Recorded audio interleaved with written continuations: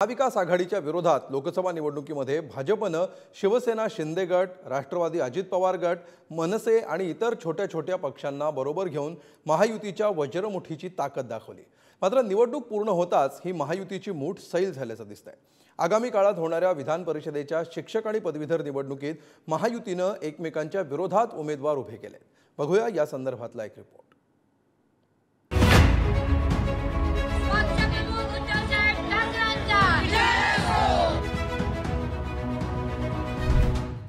मुंबई पदवीधर मतदारसंघात ठाकरेंच्या शिवसेनेकडून अनिल परब मैदानात उतरलेत। उमेदवारी अर्ज भरताना जोरदार शक्ती प्रदर्शन करत महायुती विरोधात शड्डू ठोकलाय।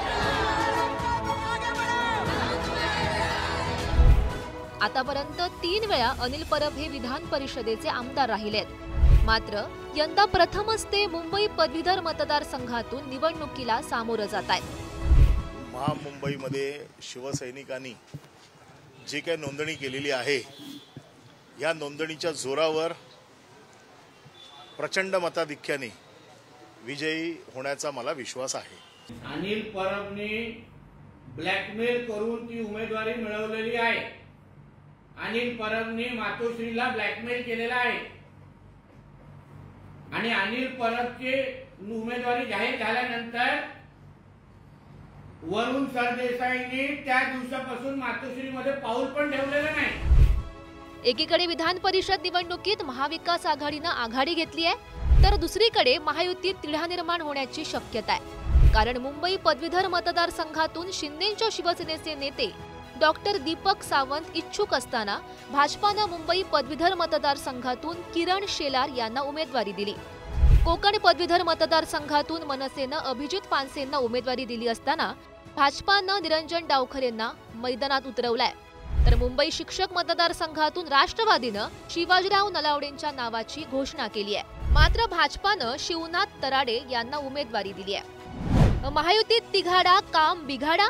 मुंबई पदवीधर मतदारसंघात आता तिरंगी लढत पाहायला मिळणार आहे। ठाकरेंच्या शिवसेनेकडून अनिल परब विरुद्ध भाजपामधून किरण शेलार आणि शिंदेंच्या शिवसेनेकडून दीपक सावंत अशी आपल्याला तिरंगी लढत पाहायला मिळणार आहे। तर मुंबई शिक्षक मतदारसंघातून ठाकरेंच्या शिवसेनेकडून जयमो अभ्यंकर, भाजपाकडून शिवनाथ दराडे आणि राष्ट्रवादीकडून शिवाजीराव नलावडे निवडणुकीच्या रिंगणात आहेत।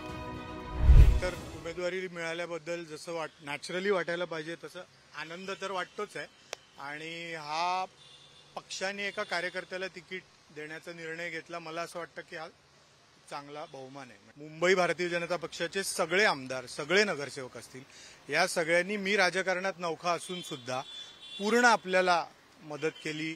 मी माझ्या लढण्यावरती ठाम आहे, कारण मी गेल्या 2 वर्षापासून माझी तयारी करतोय।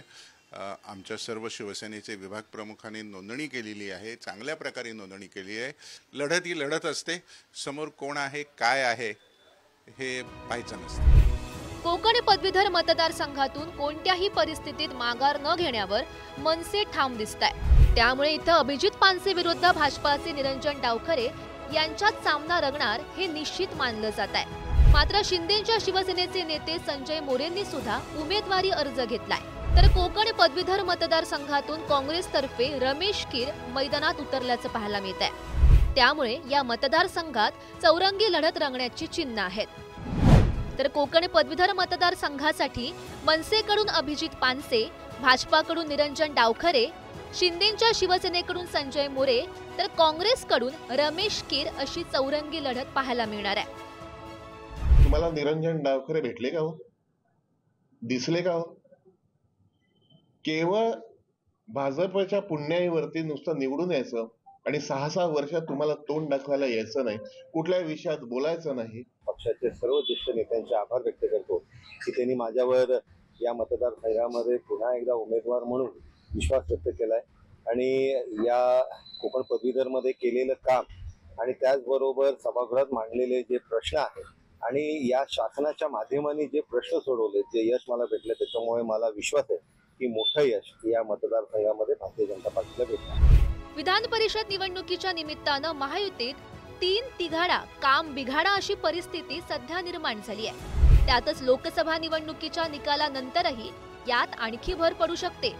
अर्थात अर्ज माघारी घेण्याच्या दिवशी महायुतीकडून नक्की कोण उमेदवार असेल याबाबत चित्र लवकरच स्पष्ट होईल.